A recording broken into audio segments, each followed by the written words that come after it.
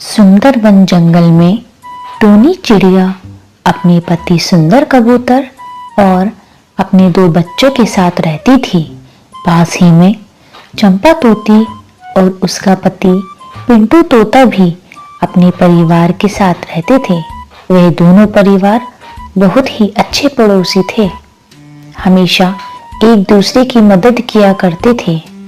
एक दिन टोनी चिड़िया चंपा तोती से कहती है, चंपा तोती, ठंड आने वाली है और इस साल ठंड बहुत ज्यादा पड़ने वाली है। हमें अपने परिवार के लिए अनाज इकट्ठा करना होगा और लकड़ियां। वैसे भी तोती बहन, आपका घर भी टूटा फूटा सा हो रहा है और मेरा भी घर टूटा फूटा सा हो रहा है। इसीलिए हमें अपने परिवार के लिए और अपने लिए कुछ करना होगा, वरना हम इस ठंड में क्या करेंगे, कहाँ रहेंगे और क्या खाएंगे।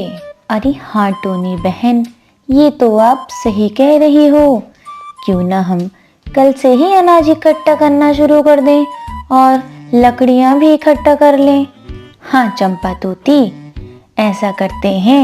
हम कल से ही खेतों की तरफ, जंगल में हर जगह दाना ढूंढेंगे और लकड़ियां इकट्ठा कर लेते हैं। अरे हाँ चंपा बहन, अब एक काम करो, कल अपना काम करके इसी समय मेरे पास आ जाना और हम दोनों फिर जंगल की तरफ और खेतों की तरफ चलते हैं। कुछ दाना और लकड़ी इकट्ठा कर लेते हैं। वैसे भी कब ठंड बढ़ जाए कुछ पता नहीं।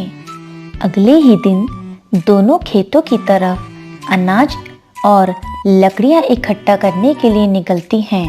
तभी काला कौवा कहता है, अरे टोनी बहन, अरे चंपा बहन, कहाँ भागी चली जा रही हो? इतनी जल्दी में क्यों हो? अरे कालू भैया, आपको नहीं पता, ठंड आने वाली है। हम तो अपने घर पक्के करने के लिए लकड़ियां और अनाज इकट्ठा करने जा रहे हैं। पता नहीं कब से ठंड पड़ने लगे।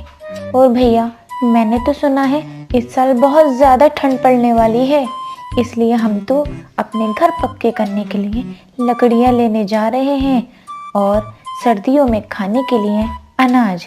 आप नहीं चलेंगे?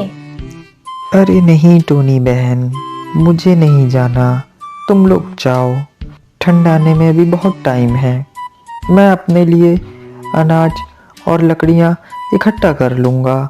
तुम मेरी चिंता मत करो, तुम अपने परिवार की चिंता करो। ठीक है कालू भैया, जैसी आपकी मर्जी। तभी टोनी चिड़िया और चंपा तोती खेतों की तरफ जाती हैं, अनाज और लकड़ी इकट्ठा कर लेती हैं। समय बीता और कुछ दिनों में ही ठंड पड़ने लगती है। अब क्या? अब काला कौवा परेशान होने लगा और सोचने लगा, अब मैं क्या करूं? मैंने तो ना ही लकड़ियां इकट्ठी करी हैं और ना ही ठंड के लिए दाना इकट्ठा करा है। मेरे घर में तो अनाज भी नहीं है। अरे रे, आज तो बड़ी ठंड लग रही है।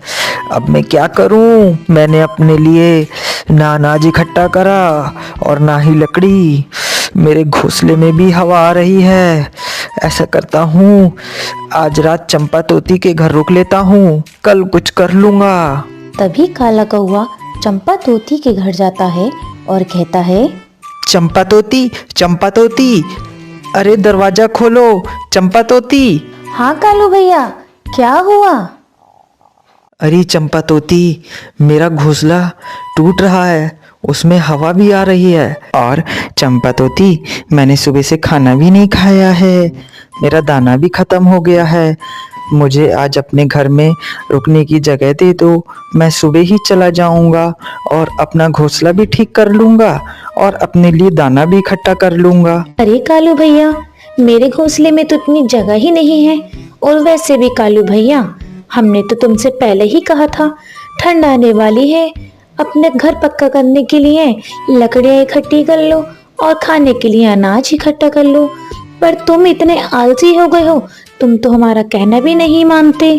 अब बताओ मैं तुम्हें कहाँ रुकाऊं? मेरे घर में तो इतनी जगह ही नहीं है कालू भैया, मुझे तो माफ करो।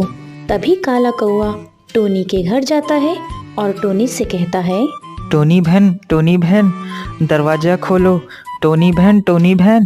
क्या हुआ कालू भैया, क्या हुआ जो इतनी जोर जोर से मेरा दरवाजा खटखटा रहे हो? अरे टोनी बहन आज रात मुझे अपने घर में रहने के लिए थोड़ी सी जगह दे दो। मैं बहुत ज़्यादा परेशान हूँ, मुझे बहुत ज़्यादा ठंड भी लग रही है और मैंने सुबह से कुछ भी नहीं खाया है। मेरा दाना भी ख़त्म हो गया है और मेरा घोंसला भी टूट रहा है। मेरी मदद करो प्लीज़। अरे कालू भैया, मैंने तो आपसे पहले ही कहा था, पर आपने मेरी बात ही नहीं मानी। अब मैं भी क्या करूं कालू भैया, मेरे तो घोंसले में इतनी जगह ही नहीं है। आप चंपा तोती के घर चले जाओ। अरे टोनी बहन, मैं तो चंपा तोती के घर गया था, लेकिन उन्होंने भी मुझे अपने घर में जगह नहीं दी। तुम मुझे आज रात अपने घर में थोड़ी सी जगह दे दो टोनी बहन। अगर टोनी बहन तुम भी मेरी मदद नहीं करोगी तो मैं कहाँ जाऊँगा? इतनी ठंड में मैं तो मर ही जाऊँगा। तभी काला कौआ इतना कहकर रोने लगता है।